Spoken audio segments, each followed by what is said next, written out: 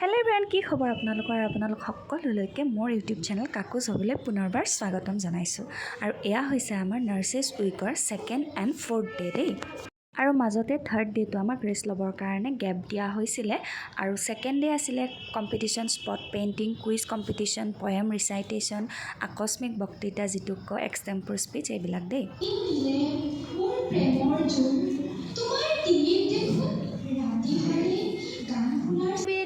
আৰু এয়া হৈছে আমাৰ নেক্সট ডেৰ কাৰণে প্ৰিপেৰেশ্যন গ্ৰুপ চং।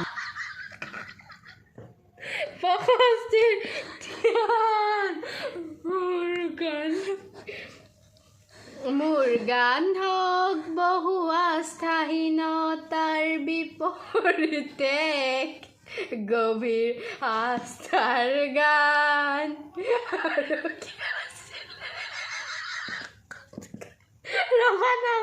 প্লিজ আৰু নকৰিবা, চাওক কৰা না ভিডিঅ'টো প্লিজ। ভিডিঅ'টো আছে কাৰণে মাৰ নাৰ্ভাছ মোৰ কলা হৈলি The next day. আৰু এয়া হৈছে ফ'ৰ্থ ডে, য'ত আছিলে আমাৰ ফ্ল'ৰ পেইণ্টিং কম্পিটিশ্যন। আৰু ইমান ধুনীয়াকৈ সকলোৱে পেইণ্টিং কৰিছে চাওকচোন। তাৰপিছত আছিলে গ্ৰুপ চং আৰু চ'ল' চং কম্পিটিশ্যন আৰু ড্ৰামা কম্পিটিশ্যন। মই গ্ৰুপ চংখিনি ভিডিঅ' কৰা নহ'ল, বাকীখিনি মই যিমান পাৰোঁ দেখাবলৈ ট্ৰাই কৰিছোঁ, চবৰেতো দেখাব নোৱাৰোঁ। আৰু চ'ল' চং কম্পিটিশ্যনত যিজনী ছোৱালীয়ে ফাৰ্ষ্ট প্ৰাইজ পাইছিলে তাইৰ ক্লিপ এটা লগাই দিছোঁ, সকলোৰেতো দেখুৱাব নোৱাৰোঁ। তাৰপিছত আছিলে ড্ৰামা কম্পিটিশ্যন, ময়ো অলপমান পাৰ্টিচিপেট কৰিছোঁ। আৰু লাষ্টত বেষ্ট এক্ট্ৰেছৰ ড্ৰামাখনৰ ক্লিপ এটা দিছোঁ দেই।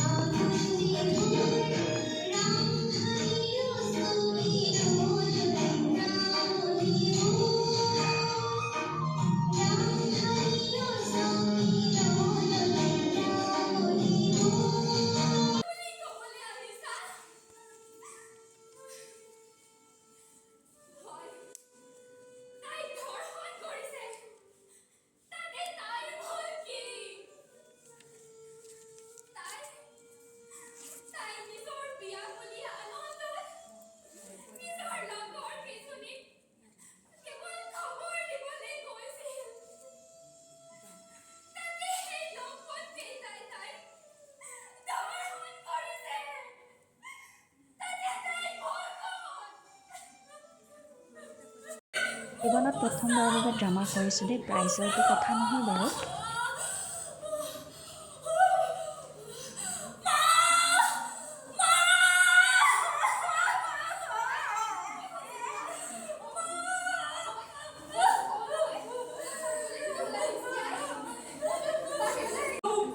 আৰু এয়া হৈছে best drama and best actress. চাওকচোন, এক অসহনীয় দৃশ্য নহয়নে?